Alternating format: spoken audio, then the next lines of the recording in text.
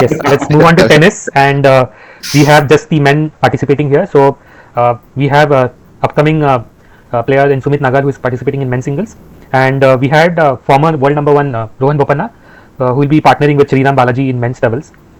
So let's go to Flydon and ask if he has any expectations from each of them. Yeah. Sumit Nagal is a very good clay court player. So, but I'm not expecting more than a couple of wins. If he can get a win or two, it would be definitely a very good booster.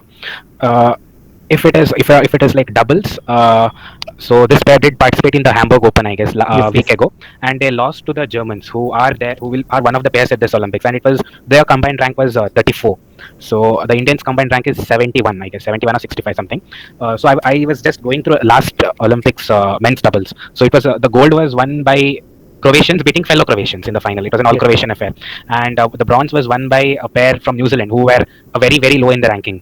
So again, it totally depends on what you do, but the performance on Hamburg Open was very like, less than even satisfactory, I would say. Bopanna chose Balaji over Bambri because of his high serving abilities, but they were broken thrice in the first set, and it was like if you believe that someone is a good server, I expect that at least we don't lose serves. That good serving did not come, so they even took their name back from the Croatian Open this week to maybe more focus on their training, which is a good option rather than losing. So even Bopanna and Balaji were ranked like sixth in that tournament, and they lost so easily. 1-6, 4-6 was the score. So that puts up a lot of a question. I mean, till then I was like still hopeful. We don't know because how tennis works and how men's doubles work. We don't. Sometimes people don't give their best, and there are a lot of withdrawals and all that. But there is a lot of things homework to do for them if they want. Realistically, we even want to think of a quarterfinal place or even a medal. Okay, Somo. Yeah, so the main point was selecting Bopanna selecting Balaji over Yuki, and I think a lot of it came from the French Open. I mean, where Bopanna feels that Balaji is a better clay player apart from the service. He performs better on clay, and that will be the surface in Roland Garros in Paris. So maybe that was part because Yuki is doing really well. Yuki has gone into a final now. I mean, with his partner.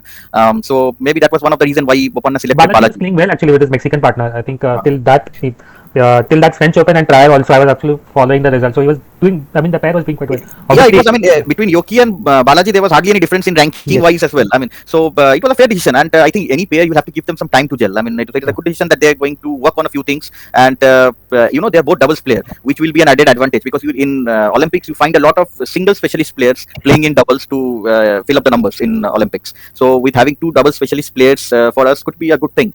And as far as Sumit is concerned, a top 70 singles player again. I mean, it's a big achievement for us again to have a top 70 in the ATP circuit for us, and he loves playing on clay. So maybe he won against Istomin last time out, so maybe he can get a win in round 2 and go one ahead further. So let's hope that. Yeah, it all depends on the draw. So only we have 32. I mean, we have 64 players and we have 32 seeds. All right. So it just depends if we have a decent draw. Anyone, let's say in the top last 24 or such, Sumit can make a surprise. Nitin, rounding up, anything you're expecting in tennis?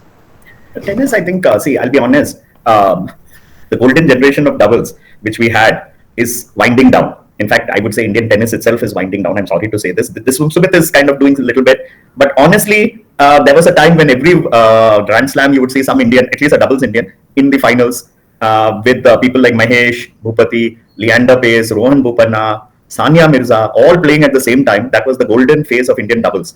Now, sadly, despite that, those people being of such high quality, they could not win a medal, though they came close. I think the closest was 2016 when, if you remember, they came fourth. They reached the semis. The Rohan Bopanna and Sania Mirza reached and they lost 2 matches consecutively to lose a medal, which was one of the many heartbreaks of 2006. Don't make me remember 2006. I'll start crying.